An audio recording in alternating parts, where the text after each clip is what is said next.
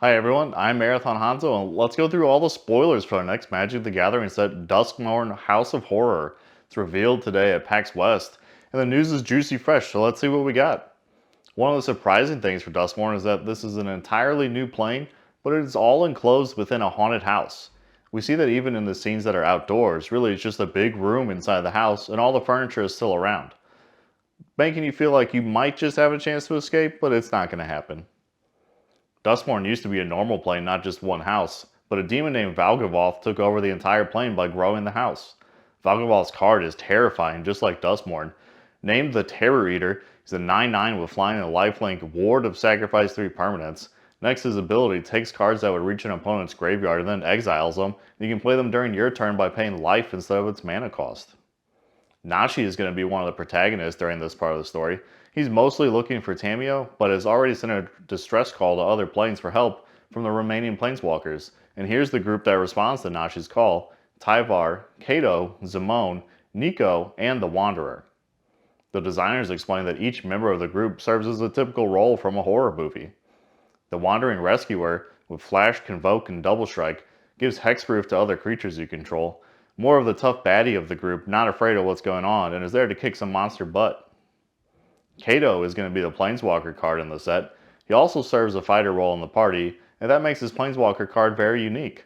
This card now has ninjutsu, so we can swap in for an attacking creature with ninjutsu, and Kato's a 3/4 ninja creature during your own turn.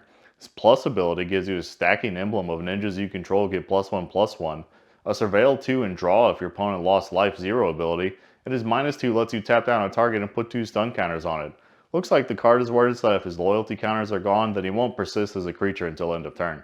Thankfully, he gives himself hexproof, so he isn't affected by creature type removal during your turn. Tyvar returns to fill the role of the jock during the Haunted Adventure, but we don't see a Tyvar card during this reveal at all. Zimone is the nerd of the party. Fresh from Strixhaven to Duskmourn, Zimone's card has a very unique ability on it. Start of your end step, if you played a land and the lands you control are equal to a prime number, then Zimone will create a Primo the Indivisible, a green and blue creature with counters on it equal to the number of lands in play when it was summoned. Nico is also here and has not been seen for a period of time. He appears to be in charge of the party. He's also carrying with him a shard that contains the only bit of sunlight available to Duskmourn. Winter is the last member of the group and represents the burnout member of party, a full Shaggy. At black, red, green, +1 to play, it may be difficult to get out on curve, but his ability will eventually let you control your opponent's hand size and also force him into drawing many more cards. After meeting the members of the party, we get to start to see the new mechanics available on Duskmourn, and enchantments are going to be the main card type available here. Eerie is a trigger for whenever an enchantment enters or you fully unlock a room, then you get the trigger ability on the card. That's what the placeholder text is for. The cards with Eerie don't all say, this card has an effect. They all have unique effects. Scrabbling Skullcrab is the first creature we see with Eerie, and his trigger will mill target player for 2 cards. Just the crabby thing to do. The next mechanic is Rooms. These are enchantment cards that have 2 halves, and you can pay the cost for either half, and then pay the other half's cost later to activate it. The example room card is Dollmaker's Shop Porcelain Gallery. This example, you most likely won't play the Porcelain Gallery side first very often. You'll want the shop side first to generate extra creatures, and then when you have the mana to activate the gallery room for making them all more powerful.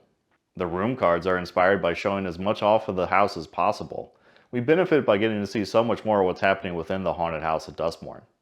Fear on Duskmourn has come to life as cards. The Fear of Immobility is an enchantment that taps one target creature an opponent controls, then puts a stun counter on it. But this card is also a creature, so it comes in, taps something down with a stun, and then persists as a 4/4 body, and has also triggered all of your Eerie cards.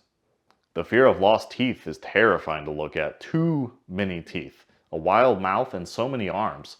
The card is also another enchantment creature just for 1 mana, and has a death trigger to deal 1 damage to any target, and then you gain 1 life. Now we're shown the only hope on Duskmourn.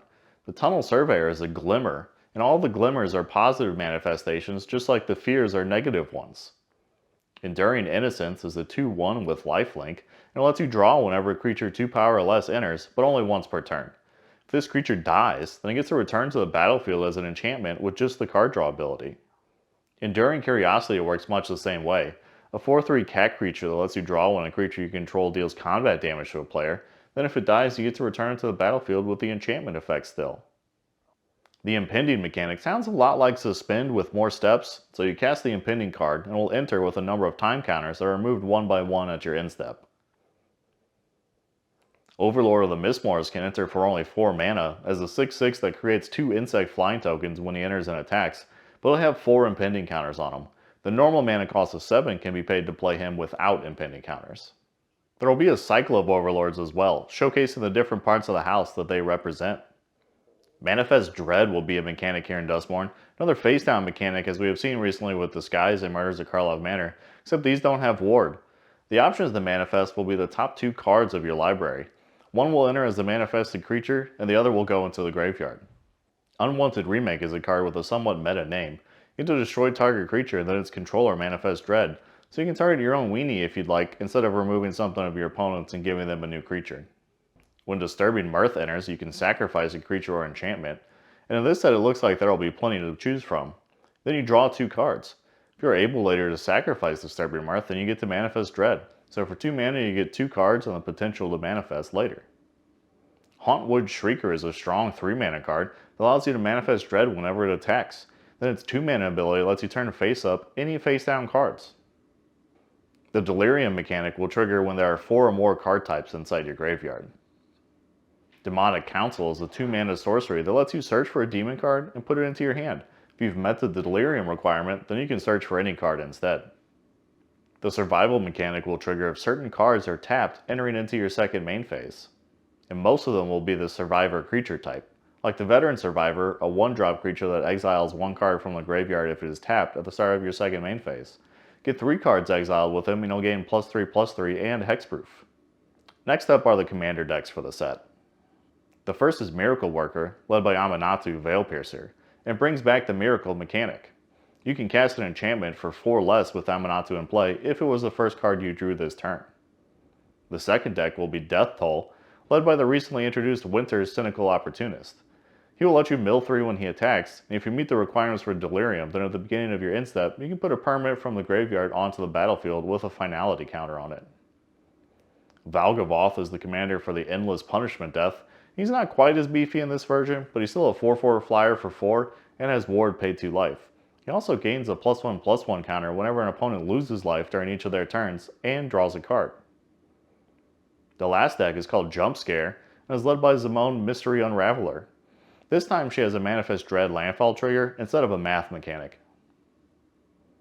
Archenemy is returning with these commander decks to set up a 3v1 scenario with one player playing from the Schemes deck and some awesome power-ups.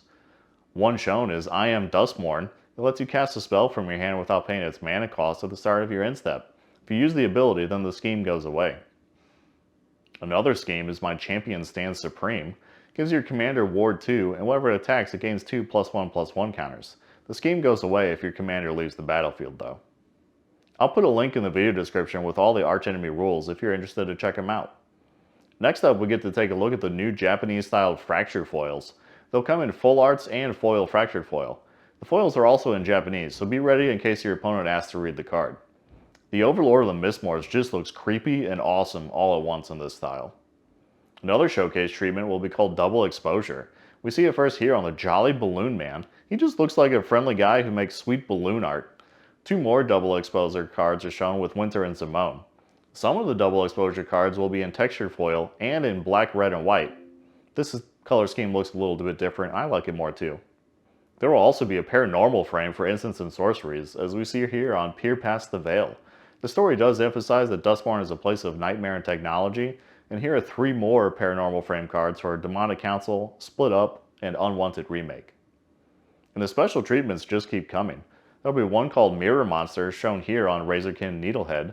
There may be a lot of special treatments, but this Mirror Monster is right up there with some of the best I've seen for Magic. Hauntwood Shrieker is also getting the Mirror Monster treatment shown here. Special guest for Duskmourn is headed up by this version of Damnation. The artwork is done by Masahiro Ito, known for his work on Silent Hill. There are also going to be Lurking Evil cards, where some arts for different cards will contain a hidden monster and others won't. So check them closely before you sell them for bulk. The Lurking Shadow versions though will be numbered separately, so you won't miss out on which one's which. Room cards are getting a borderless treatment. The I'll Make Your Shop Porcelain Gallery was shown with this fancy showcase. There will be a Nightmare bundle releasing on October 18th with some special promo cards and this secret Nightmare booster. There will be full art promos, and then there will be these full art poster style promos. The Nightmare booster will have one of the full arts and one of the poster cards in it. The full lineup of products is shown here. There will be 2 different packages for the collector booster boxes if you collect boxes. There will be this specific Japanese one. Welcome decks are also making a return. They're each 60 cards. 30 cards will be in the color of the deck, and then one of the other colors 30 card package will be included as well. They're meant to be played as 30 card starters between 2 people, but then can be shuffled together to make one cohesive 60 card deck. Changes to buy a box for this set release is that you'll get a Twitching Doll promo and a collector booster. That's a pretty good incentive when you buy a box. This set is looking really good and the theme is spectacular. I can't wait to open boxes for y'all and start playing on September 20th at pre-release. Thanks for watching everyone, and take care.